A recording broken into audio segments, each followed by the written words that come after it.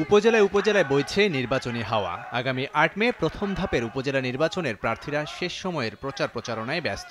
এরই মধ্যে আগামী ২১ মে দ্বিতীয় ধাপের ভোটের লড়াইয়ে বিজয়ী হতে প্রতীক বরাদ্দের পরপরই প্রচার প্রচারণায় মাঠে নামেন প্রার্থীরা।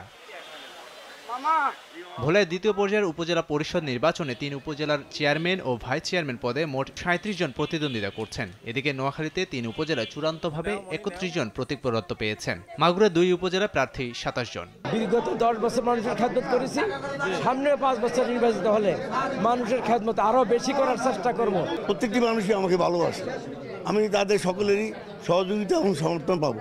উপজেলা পরিষদ নির্বাচনে প্রার্থীদের জেতাতে এমপি মন্ত্রীরা প্রভাব খাটালে সেই প্রার্থিতা বাতিল সহ কঠোর ব্যবস্থা নেওয়ার হুঁশিয়ারি দিয়েছেন নির্বাচন কমিশনার রাশেদা সুলতানা। পাবনায় প্রার্থীদের সঙ্গে মতবিনিময় সভায় তিনি একথা বলেন। প্রভাবশালী মানুষদের আত্মীয়স্বজন দাঁড়াতে পারবে না এমন তো কোনো বিধান আইনে নাই।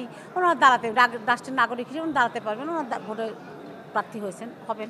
কিন্তু একটাই কথা আমরা বলবো যে ওনারা যদি ওনাদের পদের প্রভাব খাটাতে চান, এইটা আমরা খাটাতে দিচ্ছি না, দেব না। এই ব্যাপারে আমরা কঠিন অবস্থানে থাকবো।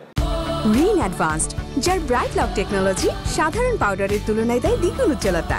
এদিকে জয়পুরহাটে প্রথম ধাপের নির্বাচনী প্রচার প্রচারণায় পিছিয়ে নেই নারী প্রার্থীরাও। ভোটারদের মন জয়ে দাঁড়ে দাঁড়ে ছুটছেন তারা। লাবিব হাসান, সময় সংবাদ।